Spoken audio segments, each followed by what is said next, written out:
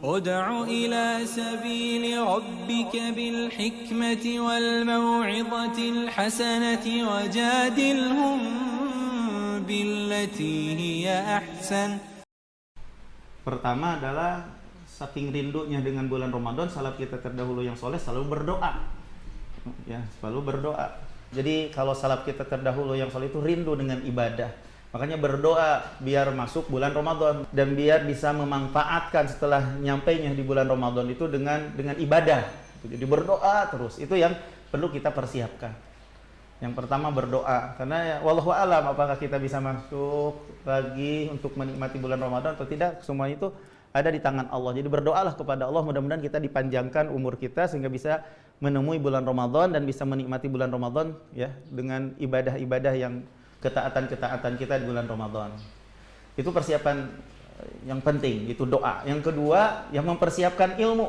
Seperti sekarang kita mempersiapkan ilmu biar ketika kita masuk bulan Ramadan maka kita mengetahui tentang hukum-hukum yang berkenaan dengan bulan Ramadan. Jadi kita nikmat di bulan Ramadan ini karena sudah ada ilmunya. Ilmu qoblal qaul wal amal.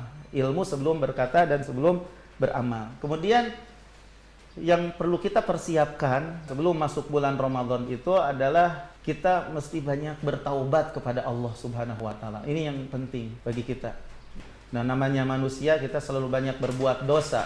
Maka kita mesti mencek, mengintrospeksi keadaan diri kita, hubungan kita bersama Allah, hubungan kita bersama manusia. Kita bertaubat kepada Allah biar hati kita bersih, sehingga ketika hati kita bisa bersih di bulan Ramadan, kita bisa memanfaatkan bulan Ramadan sebaik-baiknya sehingga kita bisa diampuni oleh Allah Subhanahu wa taala di bulan Ramadan ini. Karena sungguh sangat disayangkan kalau kita masuk bulan Ramadan tapi kita tidak mendapatkan taufik dari Allah untuk bisa memanfaatkan bulan Ramadan tersebut, yang dimana bulan Ramadan itu ada yang diampuni dosanya, ada yang tidak, tergantung bagaimana kita memanfaatkan di bulan Ramadan. Nah, kesusahan kita untuk beribadah itu karena dosa. Makanya kesempatan bagi kita sebelum masuk bulan Ramadan itu untuk mengintrospeksi diri kita dan bertaubat dari segala kesalahan kita, karena penyebab malasnya untuk ibadah itu adalah berbuat dosa. Jadi bersihkan hati kita dari berbagai macam dosa yang kita sadari maupun yang tidak kita sadari. Kemudian juga kita berkumpul-kumpul dengan yang baik-baik. Tapi sekarang itu kan anjuran dari pemerintah yaitu untuk duduk di kajian dan sebagainya ya.